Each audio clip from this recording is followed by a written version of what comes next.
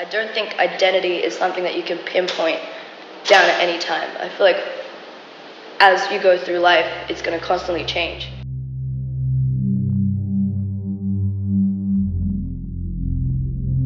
Hi, I'm Matt. I'm Pal.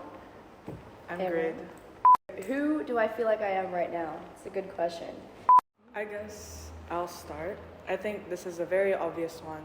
I was on the internet and I saw the word bisexual and I read it and I was like, wow, that sounds really familiar. That sounds like me. I like to say, and I like to, keep it this way or maintain it or work my way up to this whole my orientation isn't the main part of my life because it really isn't. It doesn't define who I am, but it did and it does, and it probably will continue to affect a lot of my relationships. I realized I didn't have to like certain things. Music is probably a big example. Every time I didn't change the pronouns in a song, they would be like, why are you singing it to a girl? It's not a big deal, but to them it is. To me it isn't, because clearly there's a difference in orientation, but I'd say that's something that influenced my identity today. The most pivotal moment was when I met someone named, I don't know if I can use their real name, I'll just call them Jasmine. I met her when I was 14, and honestly that was when I completely changed. My parents would call her, quote unquote, a bad influence, but she was kind of the first person to open my eyes that there's more to expressing myself than doing what my parents expected of me. That was what opened my eyes and my personality to kind of figuring out what was really out there. I would always battle between these two different sides of myself. This one side of myself that wanted to be free, wanted to explore, wanted to figure out who I was outside of my family and outside of what I'd grown up with. The kind of moment that led to who I am now was when I met my partner, Vasco. He's a fashion designer, and at the time, I was gearing myself up to be a doctor.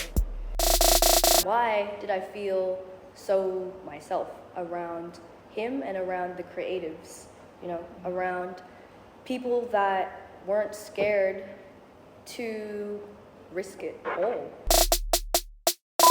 As human beings, we naturally seek validation. It's not something to be ashamed about. It's just something natural. Being around the right people, you feel validated, you feel seen, you feel heard, and you feel like you belong. The massive point that kind of led to where I am now was when I left that altogether, pharmacy, medical science, everything, and kind of just took a sabbatical break to create what I wanted for myself and really going for what I really wanted. Everyone's been bullied, but everyone has a level of, I can't do this anymore. It was that bad that I had to leave because it was a teacher. We could have sued the school. The second school, it was 5 kids. At that point when I left my first school, I was too scared to be open because of that situation. And I remember thinking to myself, is this gonna be like this forever? And it was a very traumatic experience. And then when I was homeschooled, I was just I feel all right with my own company. And it's been that struggle of identity and acceptance. My influences were playing guitar, because I felt when you play it, it feels like you just release something. When you're playing it, it just feels like a coping mechanism, and you kind of feel free when you're doing it, and it's an easy way to let your emotions fly. The other one was Star Wars. Every day when I'd come home from school or a place I didn't enjoy, it was a coping mechanism that it was kind of I'm in another world. Anytime it would be a depressing day at school or anything, I'd go home and just have that there for me. Free Guy with Ryan Reynolds. He'd wake up every day reliving the same day. But that's how I felt most of the time, is waking up, smacking your alarm clock and then just getting up and doing everything, right? And when I watched it, it was, out of everything, that was the biggest influence, because it was he did something about it. He got up and was oh, well, there's more to life, I'll go find it. Art influences so many things. externally and internally, especially. Speaking of recent movies, and I'm very nerdy and geeky about it, Everything Everywhere All at Once. I'm sorry. Incredible. No, it's a good movie. I'm sorry. Yes, I know it is, and I won't shut up about it. That's what I'm sorry about. Just watching that movie, it made me realize again who I was. It revealed to me, like, oh, I'm in this position too. That's crazy. Now I'm emotional. There was this one conversation I had with my mom, like smack bang in the middle of my most awkward days, and I just did not know how to relate to other people. I was like, Mom, how do you talk to people? Because like she was always my example. Like, how do you relate to other people, and how are you so outgoing?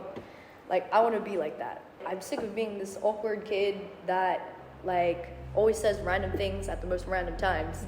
And then my mom was like, it's because you care too much about what other people think. You might not want to admit it to yourself, but you care too much how they look at you. You care too much about what they're gonna say to what you're gonna say. You're just thinking too much. You're stuck in your own head. What she told me was that you're not alone in doing that. Just be yourself and just speak. And literally just do.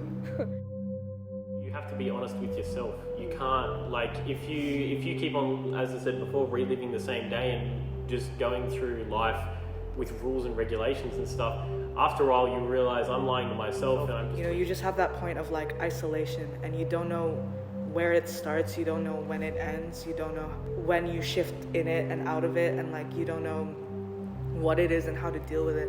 But the only thing to kind of like bring you at peace with your identity, or at least be a little bit content with your identity, is to know that you're not alone. You know, we all are different, and we, at the same time, we go through the same things. Our stories aren't over yet, whether this is the beginning or the middle or the end, from going to one chapter to another. Yeah, it's just forever changing, and I think that's really cool. Oh, there. Oh.